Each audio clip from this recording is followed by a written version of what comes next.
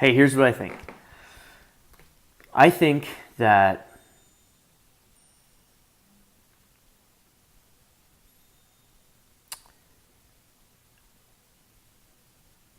we're caught up in searching outside of ourselves for an answer that we deeply want to have. It's an answer to a question that exists for everyone, but we don't always really think about it as the actual question that it is. And I might be making a pretty strong statement in assuming that we all do it. I think it's the human condition. This is just what I think. It could very well be wrong. It's just a truth to me. It doesn't have to be your truth. But if you think about this, what is this all about? Is it really about going to school, being the best in the class, getting good grades, playing sports if you like it, drawing if you like it? Is it really about going to college and getting a job? Is it really about doing what we see around us and what we think we're supposed to do so that we can accumulate money, which is just energy, and live a comfortable life that's safe until we pass on? And if we're lucky, we get to share it with really great people, family. Is that what it's about? Is it about conquest and overcoming? Is it about climbing a mountain as many times as possible and summiting the mountain and saying, I conquered this thing? Whether it's business or lifestyle or partnerships, marriages, kids, ideas, whatever it might be, is it about the accumulation and the triumph of those things? I don't know. But what I think is that we're too focused on going outside and searching for this thing that is the meaning to what this is. Because why would you try so hard to go outside and accumulate all this stuff? I'm no different. I go out and accumulate stuff. I buy things. I do it as well. No one's immune here. Those that can't wish they would. Those that can do. I think we don't feel enough what's coming into us. And I think we're busy reaching outside. So, bear with me if you will. Think about this visual. If you're a visual person,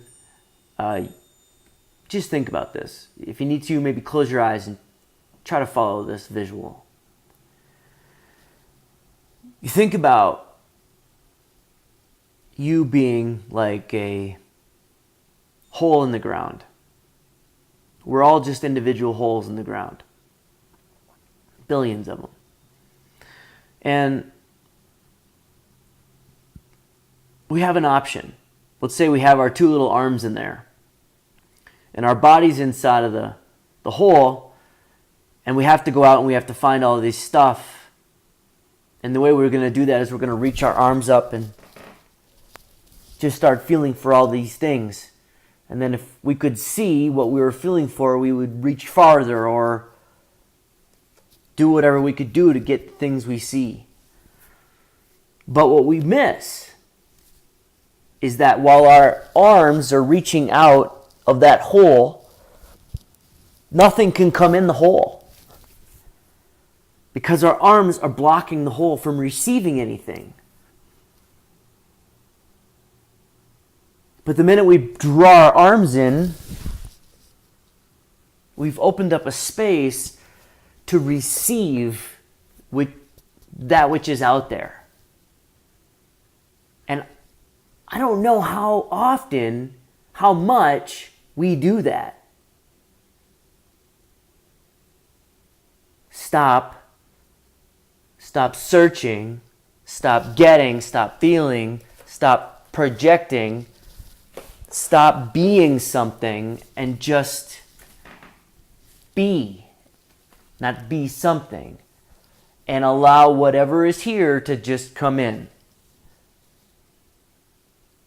And I think if we did that, we would see that we're all more alike than we are different. But in the quest of accumulation, everybody has to be sort of an enemy or a competitor, because we're trying to win the accumulation game. Whether we're accumulating love or accumulating acumen or accumulating friends or networks or whatever we're accumulating, we're all kind of searching for an accumulation of something.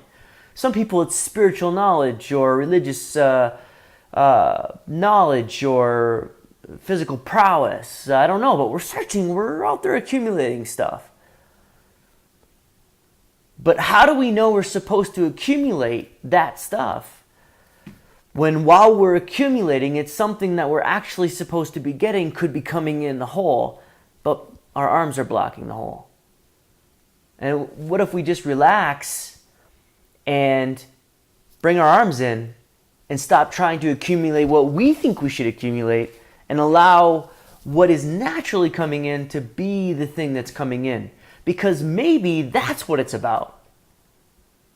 Maybe that is going to get me closer to figuring out what my purpose is on this thing, on this planet, or in this world. To learn my passion, to understand what I'm supposed to do here. How many people that you see around you do you think truly, absolutely, without a shadow of a doubt, know that they're supposed to be doing the thing that they're supposed to be doing with their lives? To give back value to the place, to the people that you're with. Because you have something to offer. You have something to offer that will enhance this place, that will enhance our earth or our world or our lives or whatever. And first it starts with you. You have to be moved with your own existence. You have to be moved with how magnificent you are.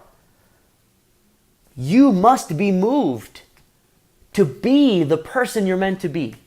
And speaking from my own experience, I think we are moved to be someone else most of the time. And if we're someone else most of the time, then we're not being authentic to the actual experience that's here anyway. There is an experience here. There isn't just a game board to try to master. There's an experience. The experience of this moment between you and I. There's a moment here that we get to share. And it isn't inside of the words or the sounds. It's all of it.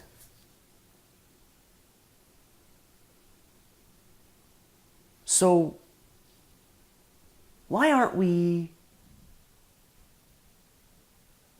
attempting to just bring in and find out who we are, what we're supposed to do? How long have we gone searching for who to be and not allowing who to be here? Now, the beautiful thing is that when we see this, when we get this glimpse, when we understand who we really are, and I don't know if you are who you're supposed to be, I don't know that, but I can tell you, I have spent time being someone I wasn't. And man, I'll tell you, it's a lot of work. It's not even fun. it's ridiculous.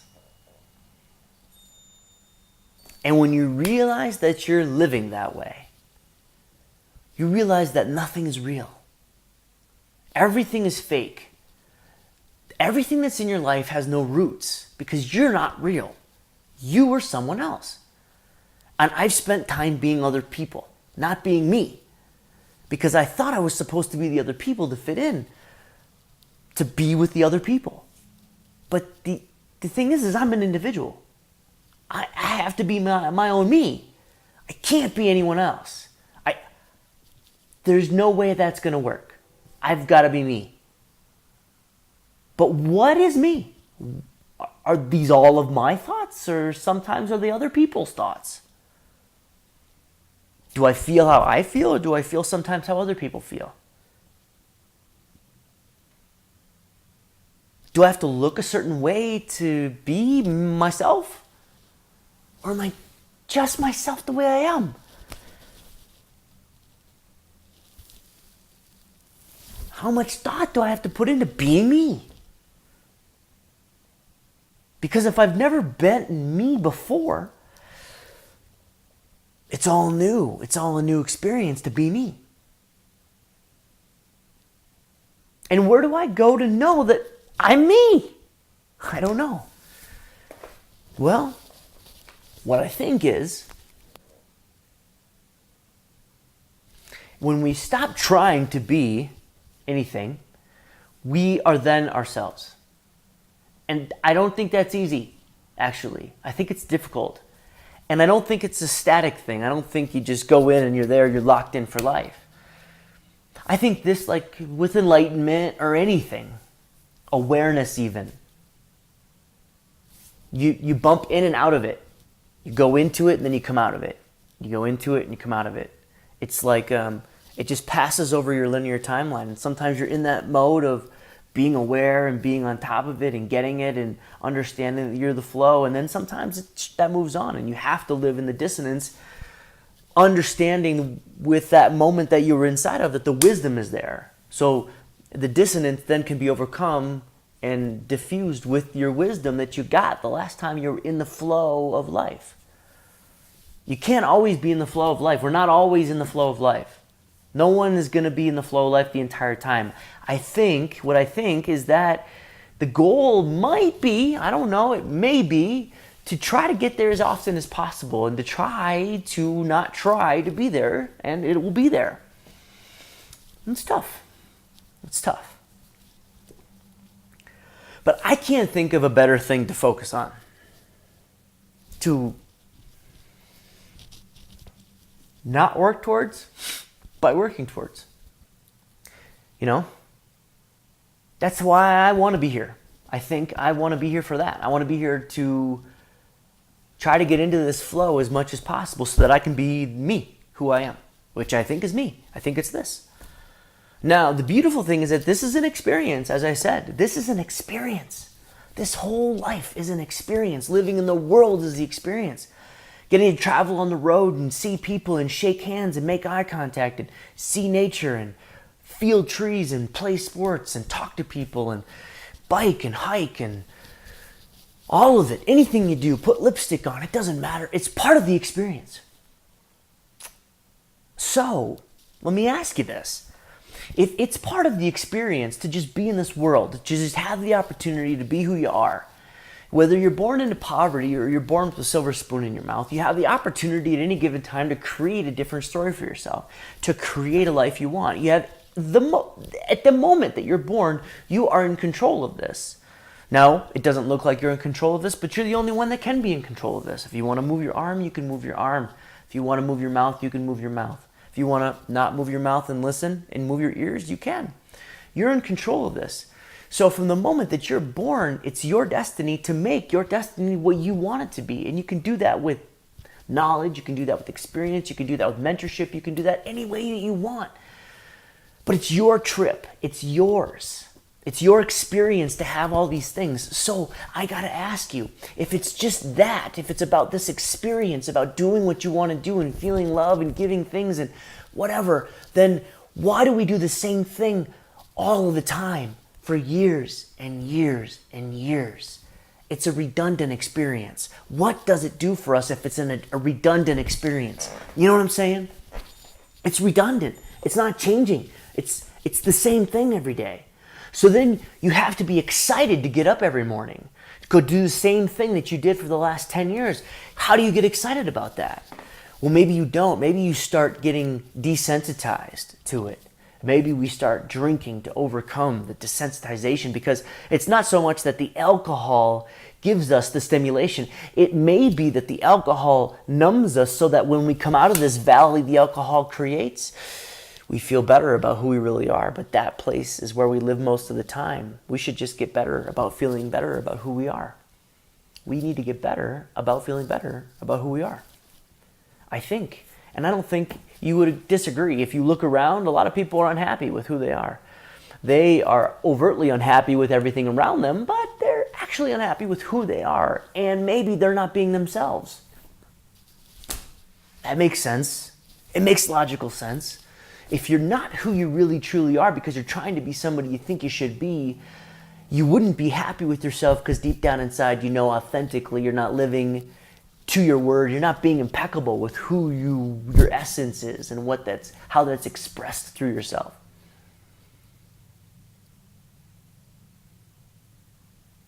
And maybe it's not about the experience. Maybe it's about accumulation. Maybe it's about accumulation of an experience. Like everything in moderation, even moderation, and try everything once. What's the worst that can happen?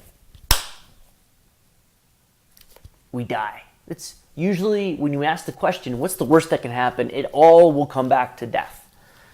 Because at the end of the day, that's what everything leads to, is a cessation of life. A cessation of life. So just think about this. The cessation of life itself is the dying process. And the final that goes on is like this final cessation feeling.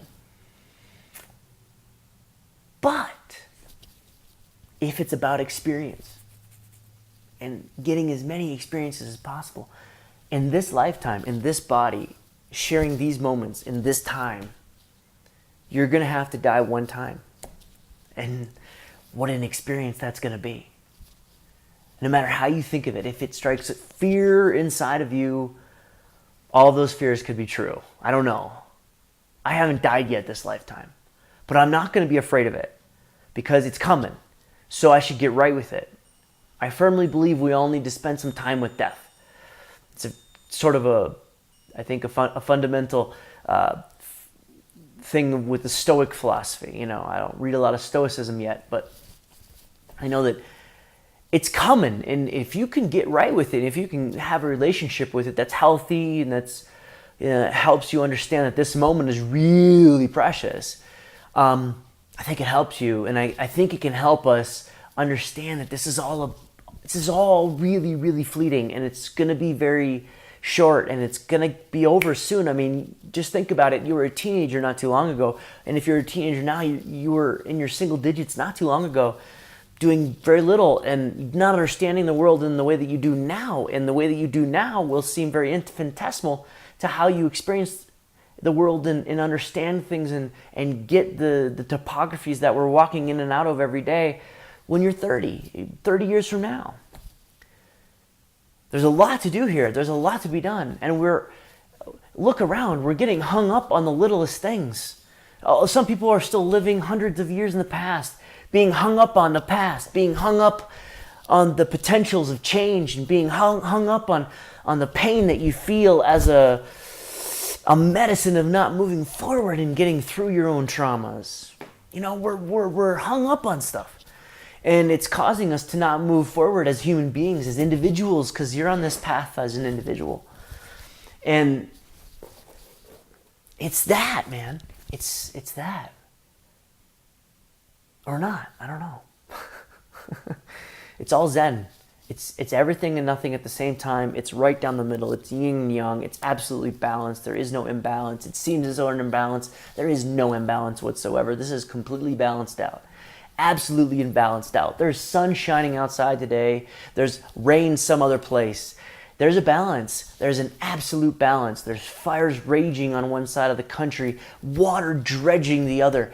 There's a balance. There's a 100% balance. Never is there not balance. Where there is love, there is a lack of it. Where there is heat, there's a lack of it. Where there's light, there's a lack of it. It's balance, and it's not personal.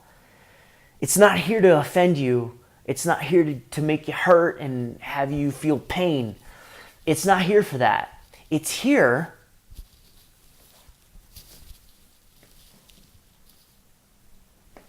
It's here. Are you here? Are you caught up in the fact that you're a victim of it and you are out of control and you don't exactly have control of what's going to happen? And that's scary. It's totally scary. It's 100% scary. Yeah, it's really scary. It's okay to be scared about it. It's okay to be scared by it. There's a lot out here that's just going to go away in no time. It's a lot out here that's scary. This whole world is sort of unknown to us, right? We do the best we can with learning things, but if we're honest, we don't have a clue what's going on. We don't have a clue. Some people tell us they have a clue, and that's fine, but that's their clue. Our clue is different. We don't have a clue about their clue. We can't ever know about their clue. So we don't know what's going on. Let's be honest. This is scary. Scary. It's really cool. We're caught up in the moment and we're scared that it's going to leave and the moment's going to end. And when the moment ends, so be here because it's here. It's here. Out here is here and in here is here. In here is here. What is in here? Close your eyes. And then try to bring your hands or your arms back in the hole of who you are. And listen for what's here. Feel what's here. Sense what's here. Don't try to go out and find what's here, but allow what's here to come to you. Maybe it's a sound in the distance, a chime, or the light of the sun on your skin, or the slight sting of the coolness of the air, or the breathing ability. It's hard or it's easy, or the sounds from outside or underneath you or above you.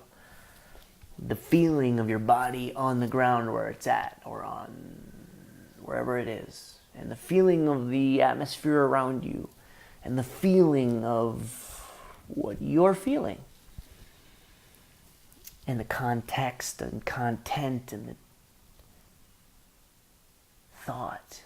What does a thought feel like? We think about a thought, but do we feel a thought? We feel feelings, but do we think about feelings? What is that like in this moment right now? There's a lot here inside that you don't even have to go outside for. And we search for drama all the time to bring ourselves out, to bring those hands out of the hole. But dude, bring the hands back in for just a second. Right? Just a second. Just bring your hands back in and let whatever is come here. You know what happens when you do that?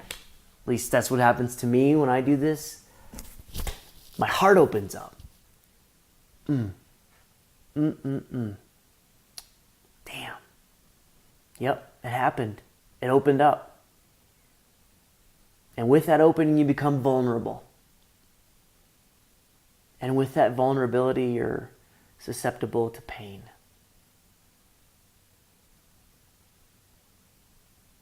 And when you're susceptible to pain, it's really hard to be vulnerable. Because no one wants to feel pain. Yet, more so than not wanting to feel it, no one wants to show it to other people.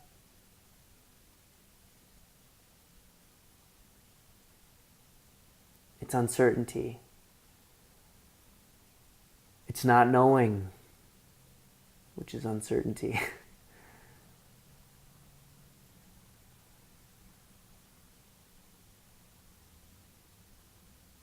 It's the enormity of the moment, and it's bigger than all of us.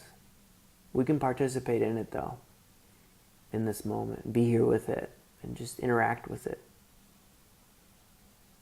It's scary, and it's okay to be afraid of it. There's no right answer about what to do about it, and there's no wrong answer. But a answer to apply to the question. What is this about? What's going on right now? Might just be to be yourself. To question the things that come into your consciousness and see if they're really resonating with who you are. Everything is borrowed, okay? Everything from outside of us is given to us. We can accept it or we can push it away and set it down and not take it with us.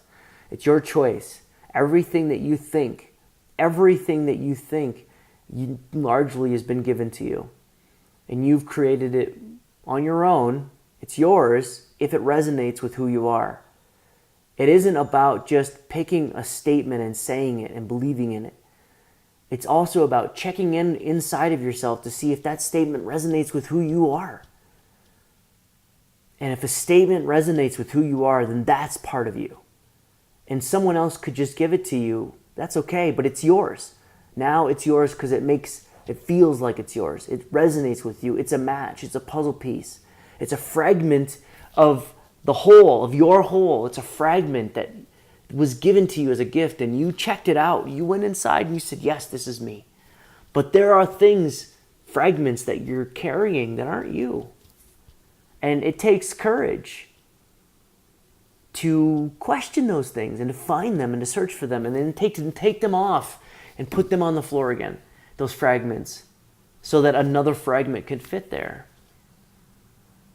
But if you have the courage and if you can just stop and take a deep breath and allow this experience to pour into your whole of who you are in the ground,